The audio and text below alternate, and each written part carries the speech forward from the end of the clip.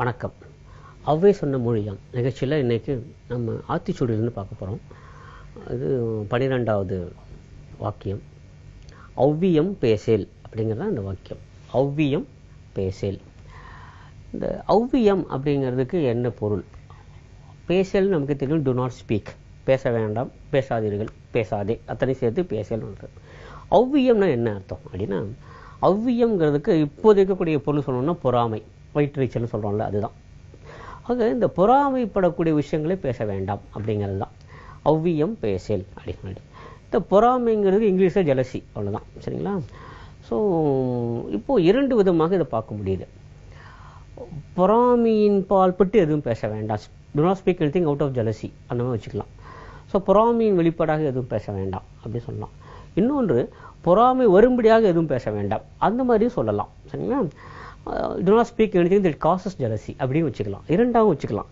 பொறாமை தரக்கூடிய விஷயங்களை பேசாதீங்கன்னு வச்சுக்கலாம், அல்லது பொறாமையின் பால்பட்டு எதுவும் பேசாதீங்க அப்படி வச்சுக்கலாம்.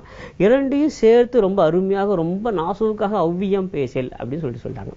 அதாவது ஔவியத்தின் காரணமாக பேசாதீர்கள், ஔவியம் வரும்படியாக பேசாதீர்கள், இரண்டையும் சேர்த்து ஒன்றா சொல்லிட்டாங்க.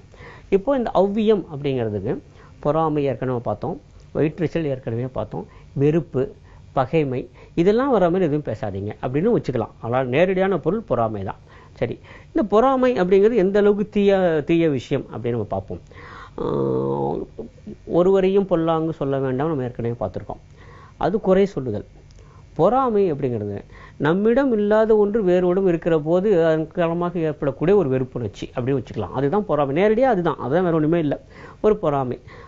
நான் ஏழையாக இருக்கேன், பணக்காரனாக இருக்கான், நான் படிக்கல, அவன் படிச்சிருக்கான், எனக்கு நல்ல வேலை கிடைக்கல, அவன் நல்ல வேலை கிடைச்சிருக்கு, என்கிட்ட கார் இல்லை, அவன்கிட்ட கார் இருக்குது.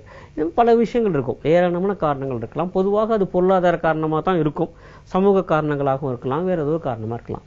இந்த பொறாமை இருக்கக்கூடிய விஷயங்களே பேச வேண்டாம், அது வர வேண்டாம், தேவையில்லை, அது விட்டுடுங்க அப்படின்னு சொல்லிட்டு. உடையது விளம்பே நம்ம ஏற்கனவே ஒரு தரம் பார்த்துருக்கோம். ஏறத்தான் அதுக்கு மிக ஒட்டி வரக்கூடிய ஒரு விஷயம் தான் இதுவும். ஆனால் இவங்க என்ன சொல்கிறாங்கன்னா, 2 விதமாக பிரிச்சுட்டாங்க ஔவையார். 2 சேர்த்து ஒன்றா வச்சுருக்காங்க. அதுதான் மிக முக்கியமானது. ஒன்று, பொறாமையின் பால்பட்டு பேச வேண்டாம். பல குடும்ப சிக்கல்கள் அதில் தான் வருது. பல முறை நம்ம பார்த்துருக்கோம், பல திரைப்படங்களில் பார்த்துருக்கோம், கதைகளில் பார்த்துருக்கோம், நடைமுறையில் பார்த்துருக்கோம். இந்த பொறாமைங்கிறது மிகப்பெரிய ஒரு மோசமான உணர்ச்சியாக எல்லா இடத்துலையும் பரவிட்டு வருது. என்னென்னு, அவர்களை பார்த்து நாம் ஏன் அந்த மாதிரி இருக்கக்கூடாது அப்படின்னு சொல்லிட்டு, புலியை பார்த்து பூனை சூடு போட்டு கொண்ட கதையாக தான் அது இருக்குது. அது வேண்டாம். புலியாக இருந்து விட்டு போட்டும், யானையாக இருந்து போட்டும், நான் பூனையாக இருப்பதை தவறில்லை அப்படிங்கிற அந்த ஒரு எண்ணத்தை நம்ம வளர்த்துக்கணும். ஆனால் பல பேருக்கு அந்த எண்ணம் வருவதில்லை. அதாவது தான் இருக்கிற நிலையில் இருக்க வேண்டும்ங்கிற அவசியத்துக்காக சொல்ல வரல, தொடர்ந்து முன்னேறி கொண்டே இருக்கலாம், அது வேறு விஷயம். ஆனால் ஒப்பிட்டு பார்த்து பொறாமைப்படுவது இருக்கு இல்லையா, அது வேண்டாம். அதை வைத்துக்கொண்டு பேசிக்கொண்டு இருக்க வேண்டாம். ஆனால் குடும்பங்களுக்குள்ளே இன்றைக்கி அதுதான் நடந்துகிட்டு இருக்கு. பல சமயங்களில் நம்ம பார்க்குறோம். பொதுவாக எந்த ஒரு குடும்பத்தையும் நம்ம குறிப்பிட்டு குறை சொல்வது தயாராக இல்லை, ஆனால் பல சமயங்களில் நடந்துகிட்டு இருக்கிறது.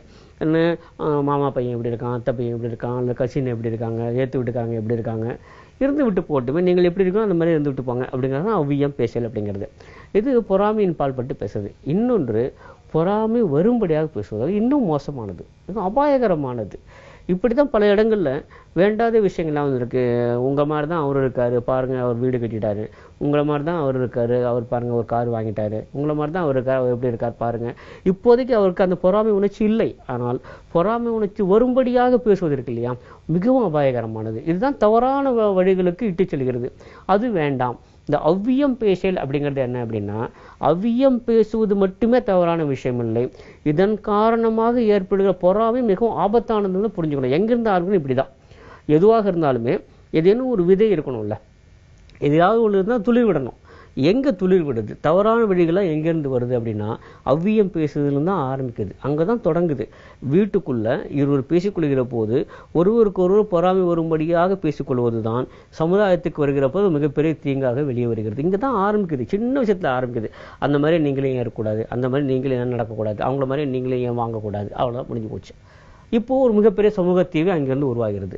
ஆக இந்த ஔவியம் பேசலுங்கிறது வெறுமனே பேச்சு இல்லை, அதுக்குள்ளே ஒரு வித்து இருக்கிறது. அதை நம்ம புரிஞ்சுக்கணும். இதிலிருந்து தான் அது வெளியே வருது. பகைமை எங்கேருந்து வருது அப்படின்னா, பகைமையை பற்றி பேசுகிற போது தான் பகைமை வருகிறது. அங்கேருந்து தான் விதை அங்கே தான் இருக்குது.